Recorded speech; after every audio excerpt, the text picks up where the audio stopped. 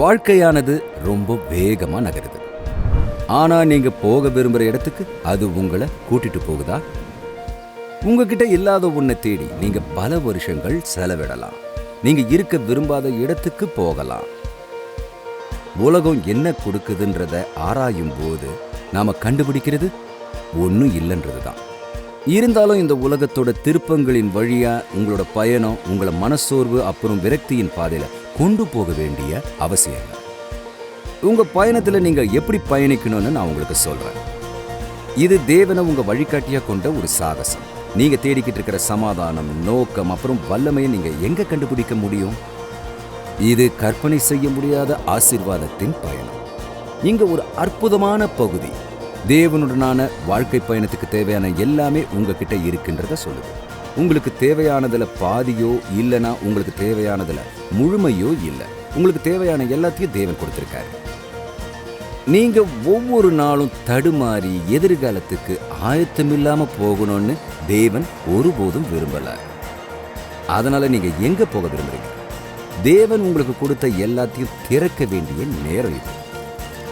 இந்த பயணத்துக்கு நீங்க எப்படி தயாராகணும், எப்படி நம்பிக்கையோட வாழ முடியுன்றத கண்டறியணும். ஏன்னா என் நண்பர்களே, உங்களுக்கு தேவையான எல்லாமே உங்ககிட்ட இருக்கு. திசை காட்டி வரைபடம் இல்லைன்னா ஜிபிஎஸ் எதுவும் இல்லாம வனாந்தரத்துக்கு நடுவில் இறக்கி விடப்படுறத உங்களால கற்பனை செஞ்சு பார்க்க முடியுமா? அனுபவம் வாய்ந்தவர்கள் மட்டுமே சுத்தி இருக்கிற நிலப்பரப்பை பயன்படுத்தி காட்டில இருந்து பாதுகாப்பா நடைப்பயணம் மேற்கொள்ள முடியும். உங்க வாழ்க்கை நீங்க போக வேண்டிய திசையை இழந்த ஒரு நிலையை அடைஞ்சிட்டுதா நீங்க எப்போவாது உணர்ந்திருக்கீங்களா? நீங்க சிக்கி தவிக்கிறதாவும் எந்த திசையில போகணுன்றதை புரிஞ்சிக்க முடியாம தவிக்கிறதாவும் உணர்றீங்களா? வணக்கம், நான் டேவிட் ஜெரமையா. தடுமாறாத வாழ்க்கையை வாடுறதுக்கான ஒரு வரைபடத்தை தேவன் உங்களுக்கு கொடுத்திருக்காருன்றதை அறிந்து நீங்கள் ஆச்சரியப்படுறீங்களா? வாழ்க்கை பாதையில தெய்வ பக்தி அப்புறம் ஆத்ம வெற்றிக்கு முன்னேறதுக்கான உங்க வழியை கண்டறிய உங்களுக்கு தேவையான எல்லாத்தையும் அவர் உங்களுக்கு கொடுத்திருக்காரு. இன்னைக்கு நான் உங்களுக்கு தேவையான அனைத்தும்ன்ற தொடங்க போறேன். இந்த செய்திகள்ல நம்ம வாழ்க்கையை வழிநடத்த உதவுற 8 குணங்களை நம்ம விசுவாசத்தோட சேர்க்க கத்துக்க போறோம். வனாந்தரத்துல அனுபவம் பெற்று உயிர் வாழ்ந்துகிட்டு இருக்கிறவங்க மாதிரி நாம கத்துக்க போறோம்.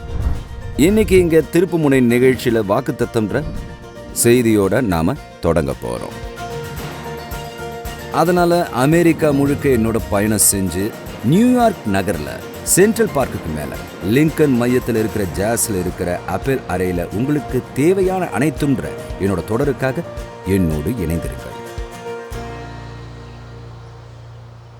மக்கள் என்கிட்ட அடிக்கடி கேட்கறது, பாஸ்டர், இன்னைக்கு உலகத்துல என்ன நடக்குது? நம்ம எல்லாரும் எதிர்கொள்ற ரொம்ப பெரிய பிரச்சனை என்னன்னு கேட்குறாங்க. இப்போ அதுக்கான பதில் என்கிட்ட இருக்கு. அதுல கடைசியான சரியான பதில் எதுன்னு எனக்கு தெரியல. ஆனா நான் கொடுக்கிற ஒவ்வொரு பதிலையும் ஒரே மாதிரியான வார்த்தை இருக்கிறதா எனக்கு தெரியுது. அது அழுத்தம்ன்ற சொல். நான் புதிய ஏற்பாட்டில் ஒரு வேத பகுதியை படிக்க ஆரம்பிச்சேன். அதை பத்தியும் அந்த பகுதிக்கான அர்த்தத்தை பத்தியும் உங்களுக்கு சொல்ல போறேன்.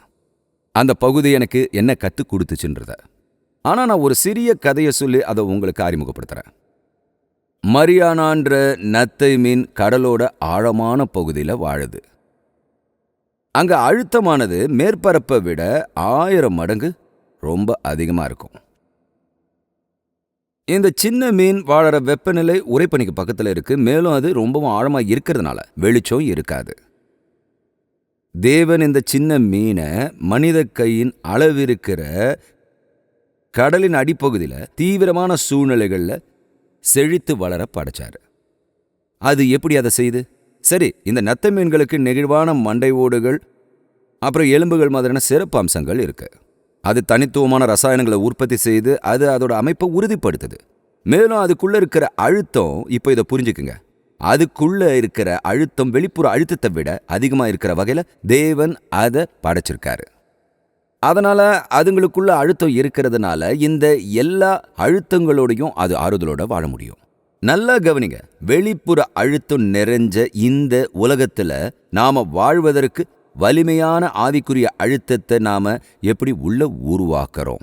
தேவன் அப்படி ஒரு மீனை படைச்சது ரொம்பவும் ஆச்சரியமா இருக்கு. ஆனா அந்த மாதிரி ஒரு சின்ன மீனை படைச்ச அதே தேவன் நாம அழுத்தத்தின் கீழே வாழக்கூடிய வகையில நாமளை உருவாக்குறாரு. அவர் நம்மளை அப்படி தான் கட்டமைச்சிருக்காரு. கடந்த 6 மாதங்களில் இந்த வேதாகம பகுதியை நான் பல முறை பிரித்து திரும்பவும் ஒன்றா இணைச்சிருக்கேன். ஒவ்வொரு முறையும் நான் புதுசாக ஏதாவது கற்றுக்கிட்டே இருக்கேன். இன்னைக்கு நாம் முதல் சில வசனங்களை மட்டுமே தியானிக்க போகிறோம். தம்முடைய மகிமையினாலும் காருணியத்தினாலும் நம்மை அழைத்தவரை அறிகிற அறிவினாலே ஜீவனுக்கும் தேவ பக்திக்கும் வேண்டிய யாவற்றையும் அவருடைய திவ்ய வல்லமையானது நமக்கு தந்தருளினதுமன்றி இச்சையினால் உலகத்தில் உண்டான கேட்டுக்கு தப்பி திவ்ய சுபாவத்துக்கு பங்குள்ளவர்களாகும் பொருட்டு மகா மேன்மையும் அருமையான வாக்குத்தத்தங்களும் அவைகளினாலே நமக்கு அளிக்கப்பட்டிருக்கிறது. நான் சொல்றத கேளுங்க. இயேசுவுக்கு பக்கத்தில் நடந்த பேதுருவின் கூற்றுப்படி உங்களுக்கும் எனக்கும் வாழ்க்கைக்கும் தேவபக்திக்கும் தேவையான எல்லாமே கொடுக்கப்பட்டிருக்கு. இது அதை தான் சொல்ல வருது. உங்களுக்கு தேவையான சில விஷயங்கள் இல்லை, தேவையான பல விஷயங்கள் இல்லை, உங்களுக்கு தேவையான பெரும்பாலான விஷயங்கள் கூட இல்லை. ரொம்பவும் குறிப்பா உங்களுக்கு தேவையான அனைத்தும். அப்படின்னா குறிப்பான அந்த ஆசீர்வாதங்கள் என்ன? தேவன் நமக்கு எதை கொடுத்திருக்காரு? இது முதல்ல அவருடைய வல்லமையை அணுகிறதன் மூலமா தொடங்குது. தேவனுடைய வல்லமையை நாம அணுக முடியும்னு பேதுரு நமக்கு சொல்றாரு. நண்பர்களே, இதான் இன்னைக்கு நீங்க எப்பவும் பெறக்கூடிய சிறந்த செய்தி. இதை நீங்களே செய்யக்கூடாது. உங்க வாழ்க்கையில இருக்கிற அழுத்தங்களை உங்க சொந்த பலத்துல நீங்க எதிர்கொள்ள வேண்டியதில்லை. நீங்க அப்படி செஞ்சா இது ஊக்கமளிக்கிறதுக்கு பிரச்சனையா மாறும். இந்த விஷயங்களுக்கு நம்ம போதுமானவர்கள் இல்லை. எனக்கு ஒரு சாட்சி கிடைக்குமா? சில நேரங்கள்ல நம்ம எதிர்கொள்ற இந்த விஷயங்கள் நீங்களும் நானும் நம்மளோட சொந்த மனித பலத்துல கையாள கூடியதை விட ரொம்பவே அதிகம். அதனால தான் பேதுரு உங்களுக்கு தேவையான எல்லாத்தையும் பத்தின தன்னோட சிறிய உரையாடலை தொடங்குறாரு. தேவனுடைய நம்ப முடியாத வல்லமையை திரும்பவும் நமக்கு அறிமுகப்படுத்துறாரு. அவருடைய தெய்வீக வல்லமையால நமக்கு தேவையான எல்லாம் கொடுக்கப்பட்டிருக்குன்னு அவர் சொல்றாரு. அதனால பேதுரு இதன் மூலமா என்ன சொல்ல வந்தாரோ அதை நான் விவரிக்கிறேன். உங்ககிட்ட தேவனுடைய வல்லமை இருக்குன்னு அவர் எதை சொல்றாரு? முதல்ல, இது அளவில்லாத வல்லமை. அதாவது தேவனுடைய வல்லமை இந்த பிரபஞ்சத்தை ஒளிர செய்ய முடியும், நட்சத்திரங்களை ஒளி வீச வைக்க முடியும், கிரகங்களுக்கு வல்லமை அளிக்க முடியும், கடல்களின் அலைகளை நகர்த்த முடியும், பூமியில் இருக்கிற ஒவ்வொரு உயிரினத்துக்கும் உயிர் கொடுக்க முடியும். இதையெல்லாம் செஞ்சாலும் கூட அவர் 1 கிலோவாட் கூட குறையறதில்லை. எந்த பிரச்சனையும் இல்லை. வாழ்க்கையில் தேவனுடைய வல்லமை போதுமானதா இல்லாத சூழ்நிலைன்னு எதுவுமே இல்லை. தேவனுடைய வல்லமையை மிஞ்சின ரொம்ப பெரிய பிரச்சனை உங்களுக்கு ஒருபோதும் வராது. இப்போ ஒரு பிரச்சனைக்கு நடுவில் இருக்கிறத நினைக்கலாம், அது நீங்க தேவனுடைய வல்லமையை சரியா புரிஞ்சிக்காததுனால தான். ஆனால் தேவன் நாம் வேண்டிக் கொள்ளுகிறதற்கும் நினைக்கிறதற்கும் மிகவும் அதிகமாக செய்ய வல்லவர். அவரோட வல்லமையின் மூலமா நாம பிரச்சனைகளுக்குள்ளாக இருக்க வேண்டியதில்லை. நாம வெற்றியாளர்களா இருக்க முடியும். தேவனுடைய வல்லமை அளவில்லாதது. 2வதா, அது கட்டவிழ்த்து விடப்பட்ட வல்லமை. நீங்க இயேசு கிறிஸ்துவை உங்க வாழ்க்கையில இணைக்கும் போது, நீங்க ஒரு கிறிஸ்துவரா மாறும்போது சர்வ வல்லமையுள்ள தேவனுடைய வல்லமை உங்க வாழ்க்கையில செயல்படுது. தேவனாலே எல்லாம் கூடும். எல்லாமே கூடும். எல்லாம்ன்ற அந்த சின்ன வார்த்தையை பற்றி நான் யோசிச்சது எனக்கு நினைவு இருக்கு. பைபிளில் முக்கிய வசனங்கள்ல ஒன்று, தேவனிடத்தில் அன்பு கூறுகிறவர்களுக்கு சகலமும் நன்மைக்கு ஏதுவாக நடக்கிறதென்று அறிந்திருக்கிறோம். எல்லா வசனங்களும்ன்ற வசனம் எனக்கு ரொம்பவே பிடிச்சது. இந்த வசனம் பைபிளில் இருக்கிற எந்த வசனத்தையும் விட அதிகமாக சொல்லப்பட்டிருக்கும்னு நினைக்கிறேன். நான் அதை அப்படியே படிக்க போகிறேன். நான் சொல்கிறத நீங்கள் புரிஞ்சுக்கணும், அதனால் கேளுங்க. 2 கொரிந்தியர் 9:8, நீங்கள் எல்லாவற்றிலும் எப்பொழுதும் சம்பூரண முடையவர்களாயும் சகலவித நற்கிரியைகளிலும் பெருகுகிறவர்களாயும் இருக்கும்படியாக தேவன் உங்களிடத்தில் சகலவித கிருபையையும் பெருக செய்ய வல்லவராய் இருக்கிறார். எல்லாம் அதிகமாக, எல்லாம் நல்லது. தேவன் நமக்கு எல்லாத்தையும் கொடுத்திருக்கிறாரு. நான் சொல்றதை கேளுங்க. தேவன் நமக்கு சிறிய அளவுல மட்டும் கொடுக்கல, அவர் நமக்கு எல்லாத்தையும் கொடுத்திருக்காரு. இப்போ நீங்க இங்க உட்கார்ந்து ஏன் இந்த வல்லமை என் வாழ்க்கையில வேலை செய்யல? தேவன் எனக்கு இவ்வளவு வல்லமையை கொடுத்திருந்தா என்கிட்ட என்ன தவறு இருக்கு? நீங்க சொல்ற அந்த வல்லமையான வாழ்க்கையை நான் ஏன் வாழல அப்படின்னு கேட்கறது புரியுது. நாம அங்கதான் போறோம். ஆனா நாம அங்க போறதுக்கு முன்னால என் சொந்த வாழ்க்கையில நான் புரிந்து கொள்ள முயற்சிக்கும் போது நமக்கு தேவையான வல்லமை சர்வ வல்லமையுள்ள தேவனால நமக்கு கொடுக்கப்பட்டிருக்குன்றதை நீங்க புரிஞ்சுக்கணும்னு விரும்புறேன். உங்களுக்கு மகிழ்ச்சி தேவையா? கிறிஸ்துவிடமிருந்து வர்ற மகிழ்ச்சியான எதையும் தேவையா? மக்கள் தங்களோட வாழ்க்கையில சில ரொம்பவும் பயங்கரமான விஷயங்களை சந்திக்கிறத நான் பார்த்துருக்கேன். மேலும் அவங்களோட இதயத்துல தேவனுடைய வல்லமை இருக்கிறதுனால அவங்களோட முகத்துல புன்னகையோட அப்படி செய்றாங்க. என்னை பலப்படுத்திக்கிற கிறிஸ்துவினால எல்லாவற்றையும் செய்ய எனக்கு பலனுண்டுன்னு பைபிள் சொல்லுது. தேவனுடைய வல்லமை அளவில்லாதது. இது ஒரு கட்டவிழ்க்கப்பட்ட சக்தி. நீங்க ஒரு உண்மையான கிறிஸ்தவரா மாறுற தருணத்துல அது உங்க வாழ்க்கையில செயல்படும். தேவனுடைய வல்லமையை பத்தின கடைசி விஷயம் இங்க இருக்கு. இது திறக்கப்பட்ட வல்லமை. இதை கவனிச்சு கேளுங்க. மகிமையினாலும் காருண்யத்தினாலும் நம்மை அழைத்தவரை அறிகிற அறிவினாலே ஜீவனுக்கும். வேற வார்த்தையில சொல்லணும், இயேசு கிறிஸ்துவுடனான உங்களோட உறவின் மூலமா தேவனுடைய வல்லமை உங்களுக்குள்ள வருது. அவர் உங்க வாழ்க்கையில வரும்போது அவர் உங்களுக்குள்ள வாழறாரு. இப்போ நீங்க சர்வ வல்லமையுள்ள தேவனோட இணைக்கப்பட்டிருக்கீங்க. மேலும் நீங்க அவரோட உங்க உறவை கட்டி எழுப்பும்போது அந்த வல்லமை உயிர்ப்பிக்கப்படுவதை பார்க்க முடியும். அதனால தேவன் உங்களுக்கு கொடுக்க விரும்புகிற முதல் விஷயம் அவருடைய வல்லமை. ஆனா 2 பேதுரு 1 முதல் பகுதியில் நீங்க கவனிக்கிற 2வது விஷயம் என்னன்னா, உங்ககிட்ட தேவனுடைய வாக்குத்தத்தங்கள் இருக்கின்றது. அதனால பேதுரு சொன்னதை கேளுங்க, உங்களிடம் தெய்வீக வல்லமை இருக்கிறதா அவர் சொல்றாரு. இப்போ இதை கவனிங்க. மகா மேன்மையும் அருமையுமான வாக்குத்தத்தங்களும் அவைகளினாலே நமக்கு அளிக்கப்பட்டிருக்கிறது. இப்போ நான் உங்களுக்கு ஒரு சின்ன விளக்கத்தை காட்டுறேன். தேவனுடைய வல்லமை இதோ இருக்கு. இது ஒரு பெரிய ஜெனரேட்டர் மாதிரியானது. இது தேவனுடைய வல்லமை. இங்க நான் என் வாழ்க்கையை வாழறேன். அதோட ஒப்பிடும்போது நான் அவ்வளோ பெரியவன் இல்லை. நான் சின்ன வயதானனா அந்த வல்லமையுடன் நான் என்னை இணைப்பது எப்படி? பைபிள் ரொம்ப தெளிவா இருக்கு. அது இப்படி சொல்லுது. இந்த புத்தகத்தின் மிகவும் பெரிய மற்றும் விலைமதிப்பற்ற வாக்குத்தத்தங்கள் மூலம் நம்முடைய வல்லமையின் ஆதாரமான தேவனுடன் இணைக்கப்படுகிறோம். தேவனுடைய வல்லமையை வேத வசனங்களை தவிர வேற எதுலையும் பார்க்க முடியாது. தேவனோட வல்லமை உங்க வாழ்க்கையில செயல்படணும்னு நீங்க விரும்பினா இந்த புத்தகத்தை புறக்கணிக்க வேண்டாம். உங்களுக்கு தெரியும், நிறைய கிறிஸ்தவர்கள் அவங்களோட வாழ்க்கையில என்ன நடக்குதுன்றதை பத்தி என்கிட்ட பேசுறாங்க. நான் 2 கேள்விகளை அவங்க கிட்ட கேட்பேன். நீங்க பைபிளை படிக்கிறீங்களா? பதில் இல்ல. அதை செய்ய எனக்கு நேரம் இல்லை. உங்களுக்கு தெரியுமா, நீங்க பைபிளை படிக்கலன்னா தேவனுடைய வல்லமை எனக்கு கிடைக்கலன்னு புகார் செய்யாதீங்க. ஏன்னா அது தேவனுக்கும் உங்களுக்கும் இடையில இணைக்கப்பட்ட பாலம் மாதிரி. அந்த பாலம் தேவனுடைய வல்லமையை அவர்கிட்ட இருந்து உங்ககிட்ட கொண்டு வருது. அந்த பாலம் எது தெரியுமா? அது தேவனுடைய விலை மதிப்பற்ற வாக்குத்தத்தங்கள். அதை பத்தி நாம சில நிமிஷங்கள் பேச போறோம். பேதுரு ஏன் அதை ரொம்பவும் பெரியது, விலை மதிப்பற்றதுன்னு சொல்றாரு? சரி, அது ஒரே ஒரு காரணத்துக்காக தான் சிறந்தது. அது சர்வ வல்லமையுள்ள தேவன் கிட்ட இருந்து வந்ததால அது ஒரு சிறந்த வாழ்க்கையை வாழ வழிவகுக்கும். ஆனா இந்த வாக்குத்தத்தங்கள் குறைஞ்சது 3 கூடுதல் காரணங்களுக்காக சிறந்தது. மேலும் அது ஏன் சிறந்ததுன்றதுக்கான காரணங்களை நான் உங்களுக்கு சொல்ல போறேன். கவனமா கேளுங்க. முதலாவது, தேவனுடைய வாக்குத்தத்தங்கள் கணக்கிட முடியாதது.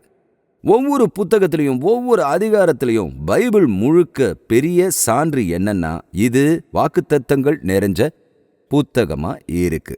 இது கொஞ்சம் யோசனை பண்ணி பாருங்க. இது ரொம்பவும் வலுவானது இல்ல. தேவனுடைய வார்த்தையை உங்க இதயத்துல கேட்க விரும்பினா, தேவன் உங்களுக்காக என்ன வச்சிருக்காருன்றதை கேட்க விரும்பினா, தேவன் உங்களுக்காக என்ன வாக்குத்தத்தம் வச்சிருக்காருன்றதை தெரிஞ்சுக்க விரும்புனீங்கன்னா, அதை பெற ஒரே ஒரு இடம் மட்டுமே இருக்கு. அது பைபிள். அதுதான் இந்த புத்தகம். இப்போ அதனால தேவனுடைய வாக்குத்தத்தங்களில் ஈடுபட விரும்புறதுக்கான ஒரு காரணம் அது நிறைய இருக்குன்றதுனால தான். வாழ்நாள் முழுக்க செலவிட்டாலும் அது எல்லாத்தையும் ஒருபோதும் பெற முடியாது. ஆனா இது ஒரு நல்ல திட்டம். நான் இதை உங்களுக்கு பரிந்துரைக்கிறேன். இந்த வாக்குத்தத்தங்கள் ரொம்பவும் முக்கியமானதுன்றதுக்கான 2வது காரணம், அது கணக்கிட முடியாதது மட்டும் இல்ல, பிழையற்றது. கடவுளோட வாக்குறுதிகள் சிறந்தது. ஏன்னா அது எப்பவும் உண்மையா இருக்கு. 2 கொரிந்தியர் 1:20 தேவனுடைய வாக்குத்தத்தங்களை பத்தி பைபிள் என்ன சொல்லுது? பைபிள் சொல்லுது, தேவனுடைய வாக்குத்தத்தங்கள் எல்லாம் இயேசு கிறிஸ்துவுக்குள் ஆம் என்றும் அவருக்குள் ஆமேன் என்றும் இருக்கிறது. இது ஒரு அற்புதமான வார்த்தை இல்லையா? வேற வார்த்தையில சொல்லணும்னா, தேவனே நீர் எங்களை ஒருபோதும் கைவிட மாட்டேன், இல்ல எங்களை விட்டு விலக மாட்டேன், எல்லாவற்றையும் எங்கள் நன்மைக்காக செய்வேன்னு வாக்குத்தத்தம் கொடுத்திருக்கீங்க. அதுக்கு தேவன் ஆமான்னு சொல்றாரு, நாமளும் ஆமேன்னு சொல்றோம். நாம அவரோட வாக்குத்தத்தங்களை நேசிக்கிறோம். ஏன்னா அது நிறைய இருக்கு.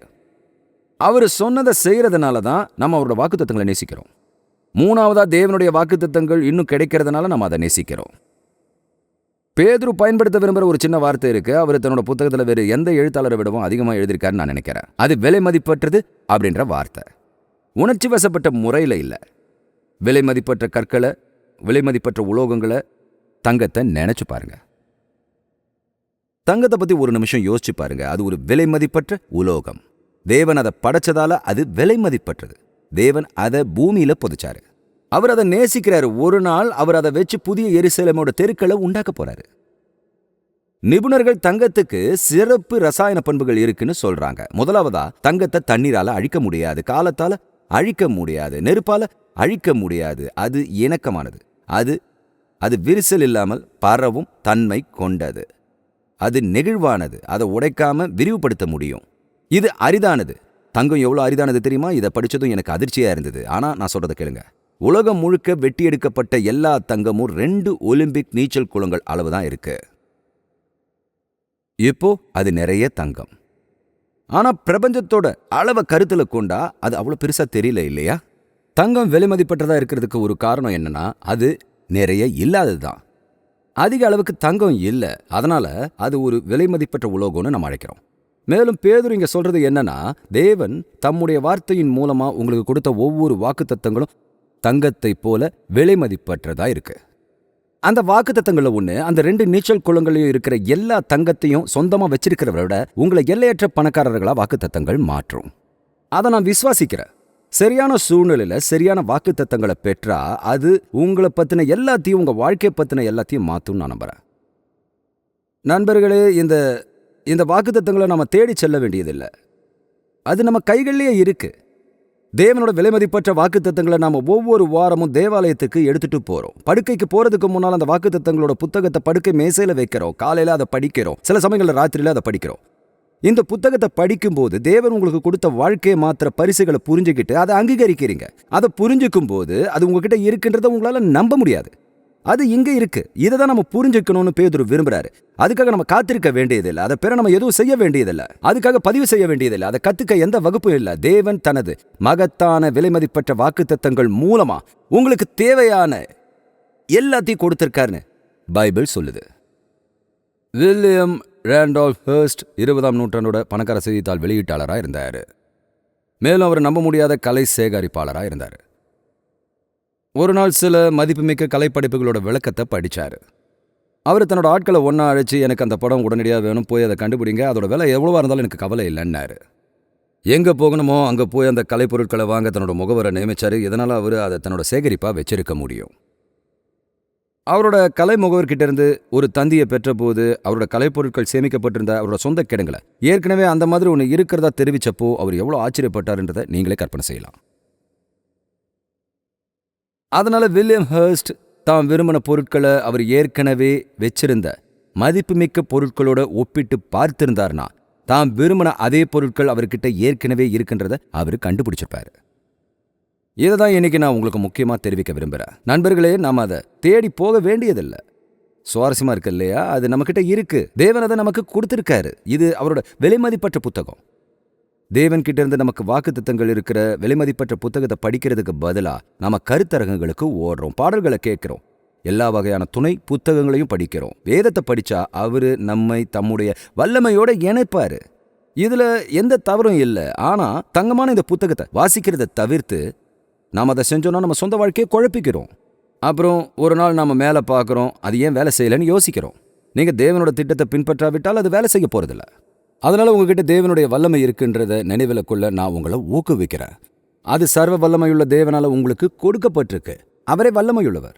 உங்ககிட்ட தேவனுடைய விலைமதிப்பற்ற வாக்குத்தத்தங்கள் இருக்கு. தேவன் அதை தன்னோட புத்தகத்தின் மூலமா உங்களுக்கு கொடுத்திருக்காரு. அந்த வாக்குறுதிகள் தேவனுடைய சர்வ வல்லமையுள்ள வல்லமையின் ஜெனரேட்டரோட உங்களை இணைக்கிற மின்சார கம்பிகள் போன்றது. நீங்க தேவனோட வல்லமை விரும்பினா நீங்க இந்த புத்தகத்தை படிக்கணும். இந்த புத்தகம் இல்லாமல் ஒரு வல்லமை மிக்க கிறிஸ்தவராக இருக்கிற மாதிரி எதுவும் இல்லை. இதுதான் அதோட ரகசியமா இருக்கு. மூணாவது விஷயம் என்னன்னா, உங்ககிட்ட தேவனோட நோக்கம் இருக்கு. தேவன் உங்க வாழ்க்கையில என்ன செய்யறாரு, இதையெல்லாம் ஏன் அவர் செய்யறாரு, தேவன் ஏன் தன்னோட வாக்குத்தத்தங்கள் மூலமா தன்னோட தெய்வீக வல்லமையை உங்களுக்கு கொடுக்கிறாரு. ஏன்னா அவர் உங்க வாழ்க்கையில ஏதாவது செய்ய விரும்புறாரு. அவர் உங்களுக்காக ஒரு நோக்கத்தை மனசுல வச்சிருக்காரு. 2 பேதுரு 1:3 அப்புறம் 4 பேதுரு சொல்றதை கேளுங்க. ஜீவனுக்கும் தேவ பக்திக்கும் வேண்டிய யாவற்றையும் அவருடைய திவ்ய வல்லமையானது நமக்கு தந்தருளினது மன்றி இச்சையினால் உலகத்தில் உண்டான கேட்டுக்கு தப்பி திவ்ய சுபாவத்துக்கு பங்குள்ளவர்களாகும் பொருட்டு. அந்த அறிக்கைகள் வெறும் வார்த்தை மட்டுமே. இப்போ நான் உங்களுக்காக அதை திறக்கிறேன். இந்த வாக்குத்தத்தங்கள் மூலமா உங்களுக்குள்ள இருக்கிற தேவனுடைய திவ்ய சுபாவம் உங்க பழைய சுபாவத்துக்கு எதிராக உங்களை வளர்ந்துக்கிட்டு வருது. அந்த புதிய சுபாவம் ஊட்டப்படுது. அது எப்படி ஊட்டப்படுது? தேவனோட வாக்குத்தத்தங்கள் மூலம். நீங்க தேவனோட வார்த்தையை உங்களுக்குள்ள இருக்கிற தேவனுடைய சுபாவத்தின் மூலமா இணைக்கிறீங்க. மேலும் நீங்க அதை செய்யும் போது முதலாவதா நீங்க அதிக தெய்வத்தன்மை கொண்டவரா மாறுறீங்க. ரெண்டாவதா நீங்க அதை செஞ்சா இச்சையால் உலகில் ஏற்படும் கேட்டிலிருந்து தப்பிக்க முடியும்னு அவர் உறுதி அளிக்கிறார்னு பைபிள் சொல்லுது. இங்க ஒரு கணம் நிறுத்தி நம்மள நாமளே கேட்டுப்போம், உலகில் இதன் அர்த்தம் என்ன? நான் இங்கே கவனமாக இருக்கணும், ஏன்னா நான் கவனமாக இல்லாத போது நிறைய சிக்கலில் மாட்டுக்கிறேன். அதனால் கவனமாக இருக்க போகிறேன். நண்பர்களே, நாம் வாழ்கிற இந்த உலகம் இனி நம்மளோட வாழ்க்கைக்கு நேர்மறையான விஷயங்களை தெரிவிக்கிற திறன் கொண்ட உலகம் இல்லை. அது இல்லை. உங்களுக்கு ஒரு நேர்மறையான குடும்பம் இருக்கலாம், நேர்மறையான சிறிய குழு இருக்கலாம். ஆனால் நமக்கு தெரிஞ்ச உலகம், குறிப்பாக இங்கே அமெரிக்காவில், இனிமேல் நல்லொழுக்கத்தை மதிக்கிற, நன்மையை மதிக்கிற உலகம் இருக்க போகிறதில்ல. தீமையை நன்மை என்றும் நன்மையை தீமை என்றும் சொல்லி அழைக்கும் ஒரு காலம் வரும்னு பைபிள் சொல்லுது. நாம் அந்த நேரத்தில் இருக்கோம். நீங்கள் செய்ய வேண்டியதெல்லாம் கவனிக்கிறது தான். அதாவது அது ரொம்பவும் தெளிவாக இருக்குது. அதனால் நம்ம விசுவாசிகளாக இருக்கோம், வல்லமையின் மூலமாக இணைக்கப்பட்டிருக்கோம், நமக்கு தெய்வீக வாக்குத்தத்தங்கள் கொடுக்கப்பட்டிருக்கு. நம்ம வாழற இந்த உலகத்தில் நம்ம எப்படி வாழணும்? நீங்களும் நானும் விசுவாசிகளா அந்த கலாச்சாரத்திற்கு மத்தியில் நீதியான வாழ்க்கையை வாழ அழைக்கப்பட்டிருக்கோன்னு பைபிள் சொல்லுது. இந்த கலாச்சாரத்தில் நம்ம நுழைய முடியாது. நம்ம வித்தியாசமாக இருக்கணும். நாம அதை எப்படி செய்யறது? தேவனுடைய வல்லமையின் மூலமா நீங்க அதை செய்யணும். தேவனுடைய வல்லமையை நீங்க எப்படி பெறுவீங்க? உங்க இதயத்தில் பதிவிறக்கம் செய்யப்பட்ட அவரோட பகத்தான அப்புறம் விலைமதிப்பட்ட வாக்குத்தத்தங்கள் மூலமா. நீங்க சொல்றீங்க, சரி பாஸ்டர், எனக்கு அது புரிஞ்சது, நல்ல பாடம், இதையெல்லாம் நான் எப்படி பதிவிறக்கம் செய்யறதுன்னு கேட்குறீங்க. என்கிட்ட 5 விஷயங்கள் இருக்கு. நான் ஒரு ஊக்கமளிக்கிற போதகர் மாதிரி தெரியுது, ஆனா இது உண்மையில ஊக்கமளிக்கிறதுன்னு நம்புறேன். இதை பகுப்பாய்வு செஞ்சு பதிவிறக்கம் செய்யறதுக்கான 5 படிகள் இங்க இருக்கு. அதை டவுன்லோட் பண்ணிக்கங்க. முதலாவது, பகுப்பாய்வு செய்யுங்க. 2வது, தனிப்பயனாக்குங்கள். 3வது, மனப்பாடம் செய்யுங்க. 4, அறிக்கை செய்யுங்கள். 5, ஒழுங்குபடுத்துங்கள். நீங்க தயாரா? முதல் படி, பகுப்பாய்வு செய்யுங்க. ஒரு கிறிஸ்துவரா உங்க வாழ்க்கையோட சில பகுதிகளில் நீங்க கொஞ்சம் சக்தியற்றவரா உணர்ந்தா பட்டியலை எடுத்துக்கங்க. உங்களுக்கு எங்க சக்தி இல்லைன்று நீங்க அதிகமா பார்க்குறீங்க. தேவனோட வார்த்தை தனிப்பட்ட விஷயங்களை நமக்கு உதவி செய்யறதுக்காகவே உருவாக்கப்பட்டது. அதனால நீங்க செய்யற முதல் விஷயம் பகுப்பாய்வு பெறுறது. 2வது, நீங்க பகுப்பாய்வு செஞ்சதுக்கு அப்புறம் தனி பயனாக்குங்கள். அதோட அர்த்தம் என்ன? இப்போ உங்ககிட்ட பட்டியல் இருக்கு. உங்க சவால்களை சமாளிக்கிற தேவனுடைய வார்த்தையோட வாக்குத்தத்தங்களை கண்டுபிடிக்க ஆரம்பிங்க. நான் எப்படி தேவனுடைய வல்லமையை பெற்று அதை நான் கையாளுற விஷயத்தோட ஒருங்கிணைக்க முடியும்? அது வேதத்தின் மூலமா இருக்க போகுது. உங்க வாழ்க்கையை வல்லமையின் மூலத்துடன் இணைக்கவும். அதனால பகுப்பாய்வு செய்யுங்க. இங்க எனக்கு என்ன தேவை? தனிப்பயனாக்குங்கள். இது உங்களை கொல்லுன்னு எனக்கு தெரியும். மனப்பாடம் செய்யுங்க. உங்களை எத்தனை பேருக்கு தெரியும் வேதத்தை மனப்பாடம் செய்யறதுல ரொம்ப பெரிய மதிப்பு இருக்குன்னு? நான் உங்களுக்கு ஒரு விஷயத்த சொல்கிறேன். மனப்பாடம் ஆகாமல் போகிறதுக்கு உங்களுக்கு எவ்வளோ வயசு இருக்கணும்னு எனக்கு தெரியல. ஆனால் 77 வயசுக்கு அப்புறம் மனப்பாடம் ஆகாது. நான் அதை சரியாக சொல்ல முடியும். ஏன்னா நான் இன்னும் அதை செஞ்சுக்கிட்டு வரேன். சங்கீதக்காரர் இதை சொன்னார், நான் உமக்கு விரோதமாய் பாவம் செய்யாதபடிக்கு உமது வாக்கை என் இருதயத்தில் வைத்து வைத்தேன். நீங்கள் மனப்பாடம் செய்யும்போது தேவனோட வார்த்தையை எளிதில் எடுத்து போகக்கூடியவராக மாறுறீங்க. நீங்க பைபிளை மனப்பாடம் செய்யும்போது நீங்க எங்க போனாலும் பைபிள் உங்ககிட்ட இருக்கும். நீங்க ஒரு கடினமான சூழ்நிலையில் இருக்கும்போது நான் என் கான்காட்டஸை பெற வரைக்கும் அதை வச்சிருக்க முடியும். அதுக்காக பைபிளில் ஒரு வசனம் இருக்குன்னு எனக்கு தெரியும்னு சொல்ல முடியும்? இல்லை, அது வேலை செய்யாது இல்லையா? வாழ்க்கையில் நமக்கு இருக்கிற பெரும்பாலான சிக்கல்கள் தற்காலிகமானது. கண்டுபிடிக்க நமக்கு அதிக நேரம் இல்லை. அதனால உங்க ஹார்ட் டிரைவ்ல சில காரியங்களை பெறணும். உங்களுக்கு தெரியும், ஒரு எளிய வசனம் போதும். உங்க பிரச்சனையை சரி செய்யற ஒரு வசனம். அந்த வசனத்தை மனப்பாடம் செய்யுங்க. அதை நினைவுக்கு கொண்டு வாருங்கள். உங்க பட்டியலில் இருக்கிற வசனத்தை மனப்பாடம் செய்யும்போது எங்கிருந்தாலும் எந்த நேரத்தில் இந்த வாக்குத்தத்தத்தை நினைவுக்கு கொண்டு வரலாம். இப்போ 4வது, இதை பத்தி யாரும் பேசுறத நான் கேட்டதில்லை. பகுப்பாய்வு செய்யுங்க, தனிப்பயனாக்குங்கள், மனப்பாடம் செய்யுங்க. 4வது, அறிக்கை செய்யுங்கள். இந்த வாக்குத்தத்தங்கள் உங்க ஆவிக்குரிய வாழ்க்கையில ஆழமா ஒட்டிக்கணும்னா அதை மற்றவங்களோட பகிர்ந்து கொள்வதற்கான வழிகளை தேடுங்க. அதை சத்தமா அறிக்கை செய்யுங்க. நாளிதழில் நான் எழுதின ஒரு விஷயம் இதுதான். உங்க பிரச்சனைகளை பத்தி தேவன் கிட்ட சொல்றது ஒரு விஷயம், ஆனா சில சமயங்களில் தேவனை பத்தின பிரச்சனைகளை நீங்க சொல்லணும். தேவனோட வார்த்தையின் மூலமா நீங்க அதை செய்யும்போது நீங்க நிலைமையை நடுநிலையாக்குறீங்க. அதனால பகுப்பாய்வு செய்யுங்க. என்ன பிரச்சனைன்றதை கண்டுபிடிக்கணும். தனிப்பயனாக்குங்கள். சரியான வேதத்தை கண்டுபிடிக்கணும். அதுல சிலதை மனப்பாடம் செய்யணும். 4வது, அறிக்கை செய்யணும். எல்லார்கிட்டையும் சொல்லணும். ஏன்னா நீங்க யார்கிட்டையாவது சொல்லும் போது அது உங்களுக்கு எளிதில் மனப்பாடம் ஆகும். அப்புறம் ஒழுங்குபடுத்துங்க. இதை நீங்க செய்ய ஆரம்பிக்கும் போது உங்களுக்கு சிறிய பட்டியல் கிடைக்கும். அதனால பட்டியல்களை ஒழுங்கமைக்கிறீங்க. அதை எப்படி செய்றீங்கன்னா, பக்கங்களை நகர்த்தக்கூடிய ஒரு சின்ன நோட்புக்கை நீங்களே எடுத்துக்கங்க. நீங்க எந்த பிரச்சனையோட போராடுறீங்க அந்த தலைப்பை பக்கத்தின் மேல எழுதணும். உங்க வேத தியானத்திலிருந்து ஒரு வசனத்தை பெறும்போது வசனத்தை எடுத்து அந்த பக்கத்துல எழுதணும். சின்னதா நீங்க வசனங்களை சேர்க்கறது மட்டும் இல்லாம பக்கங்களையும் சேர்க்கறீங்க. அப்புறம் நீங்க அந்த பக்கங்களை அகர வரிசைப்படி வைக்கலாம். மேலும் தேவனோட வல்லமையை உங்க சொந்த வாழ்க்கையில பதிவிறக்கம் செய்ய உதவுற வகையில உங்க சொந்த சின்ன நினைவு வங்கிய உங்களுக்குள்ள நீங்க உருவாக்கியிருக்கீங்க. நண்பர்களே, உங்களுக்கு ஒன்று சொல்ல விரும்புகிறேன். எனக்கு தெரிஞ்ச எளிதான வழியில இதை வைக்க முயற்சி செஞ்சேன். இதுதான் வேலை செய்யுது. இதுதான் நடக்குது. இதுல எந்த மர்மமும் இல்லை. நீங்க ஒரு நாள் மட்டும் எழுந்திருக்கல, முந்தைய நாளை விட மிகவும் தெய்வீகமானவராக இருக்கீங்க. இது தேவன் தன்னோட வார்த்தையில நமக்கு கொடுத்த ஒரு செயல்முறை. நான் அதை உங்களுக்கு பரிந்துரைக்கிறேன். அந்த 5 விஷயங்களையும் தேவனோட வார்த்தையின் முக்கியமான வாக்குறுதிகளையும் நீங்க நினைவில் வச்சிருந்தா உங்க வாழ்க்கையில நம்ப முடியாத விஷயங்கள் நடக்கிறத பார்ப்பீங்க. 2 வயசுல கேடன் கொபாக்கிக்கு சிறுநீரக நோய் இருக்கிறது கண்டறியப்பட்டுச்சு. அவர் 6வது வகுப்பு அடையும் போது அவரோட நிலை முற்றிலும் மோசம் அடைஞ்சது. கேடனோட 5 வயசுல சிறுநீரக மாற்று அறுவை சிகிச்சை செய்யப்பட்டது. அவரோட அப்பா அந்த சிறுநீரகத்தை தானம் செஞ்சாரு. ஆனா சில பிரச்சனைகளால சில நாட்களுக்கு அப்புறம் அதை அகற்ற வேண்டியிருந்தது. மேலும் கேடன் அன்றிலிருந்து டயாலிசிஸ்ல இருக்காரு. அவரோட சின்ன மார்பில் டயாலிசிஸ் பிளாஸ்மோபெரிசிஸ் வடிகுழாய் பொருத்தப்பட்டிருக்கு. அவரோட தற்போதைய நிலையில இறந்த ஒரு நன்கொடையாளர்கிட்ட இருந்து அவருக்கு சிறுநீரகம் கிடைக்கலன்னு டாக்டர்ஸ் சமீபத்தில் அவரோட பெற்றோர்கிட்ட தெரிவிச்சாங்க. அவருக்கு உயிருள்ள கிட்னி டோனர் தேவை. அவர் அவநம்பிக்கையோட இருந்தார். அவரோட குடும்பத்தினர் சிறுநீரக தேடல்ன்ற ஃபேஸ்புக் பக்கத்தின் மூலமா நன்கொடையாளரை கண்டுபிடிக்க முயற்சி செஞ்சாங்க. ஆனா கண்டுபிடிக்க முடியல. இதுக்கிடையில கேடனுடைய 6வது வகுப்பு தொழில்நுட்ப ஆசிரியர் வில்லியம் வில்கின்சன் அவரோட நோய்வாய்ப்பட்ட மாணவரை பார்த்து ரொம்பவே நெகிழ்ச்சி அடைஞ்சாரு. வில்லியம் அமைதியா அவர் பொருத்தமானவரான்றதை கண்டுபிடிக்க முடிவு செஞ்சாரு. அவர் கேடனுக்கு தன்னோட சிறுநீரகங்களில் ஒன்றை கொடுக்க தீர்மானம் செஞ்சாரு. வில்லியம் பொருத்தமானவராக இருந்தார். மேலும் அவர் கேடனுடைய சிறுநீரக நன்கொடையாளராக மாறினார். வில்லியம் பார்க்க வந்ததுக்கு அப்புறம் தான் கேடனும் அவரோட குடும்பத்தினரும் டோனர் யாருன்றதை தெரிஞ்சுக்கிட்டாங்க. தங்களோட மகனுக்கு 2வது வாய்ப்பு அளிச்ச மனிதருக்கு நன்றி தெரிவிக்க வார்த்தைகளை கண்டுபிடிக்க முடியாம கேடனுடைய அப்பா அம்மா திணறினாங்க. வில்கின்சன்ஸ் நாங்க போன அதே நேரத்தில் அட்லாண்டா பகுதிக்கு குடிபெயர்ந்தாங்கன்னு கேடனுடைய தாய் எழுதினாங்க. நாங்க எங்க குழந்தைகளுக்கு ஒரே பள்ளியை தேர்ந்தெடுத்தோம். எங்களோட மகன்கள் ஒரே வகுப்புல படிக்கிறாங்க.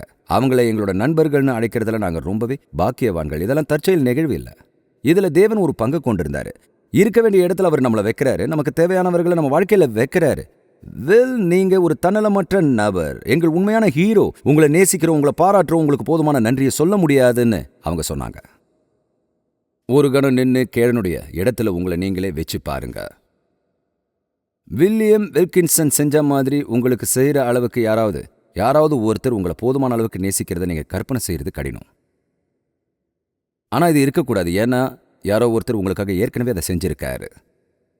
தேவன் உங்களுக்காக திட்டமிட்ட வாழ்க்கையில 2வது வாய்ப்புக்காக உங்களுக்கு தேவையான எல்லாத்தையும் யாரோ ஒருத்தர் ஏற்கனவே உங்களுக்கு வழங்கியிருக்காரு. அவர் அதை அன்பினால செஞ்சாரு.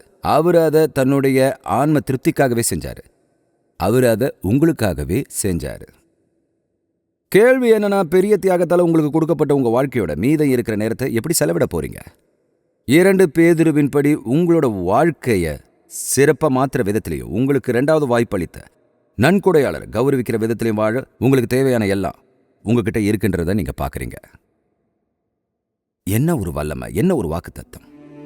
வேதாகமத்தோட இந்த பகுதியிலிருந்து இந்த பாடங்களை நம்ம படிக்கும்போது தேவன் நமக்காக செஞ்சிருக்கிறது நம்ம வாழ்க்கையோட ஆழமான பகுதியில் நமக்கு புரியணுன்றதே என்னோட பிரார்த்தனையா இருக்கு. பரலோகத்துல அவரோட நித்தியத்தை செலவிட அவர் நமக்கு நித்திய ஜீவனை கொடுத்தது மட்டும் இல்லாம அவருடைய நாமத்திற்கு மகிமையை கொண்டு வர ஒரு வாழ்க்கையை இந்த பூமியில வாழ நமக்கு தேவையான எல்லாத்தையும் அவர் நமக்கு கொடுத்திருக்காரு. ஆமேன்.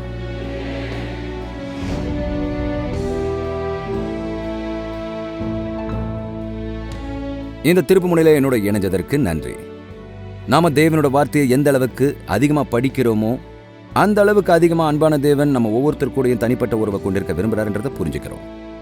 நீங்க அவரோடனான அந்த உறவை தொடங்கி அவரு கூட நித்தியத்தை செலவிடுறத உறுதி செய்ய விரும்பினா நீங்க உங்க பாவத்திலிருந்து மனம் திரும்பி இயேசு கிறிஸ்துவ உங்க ஆண்டவராகவும் ரட்சகராகவும் ஏத்துக்கணும்.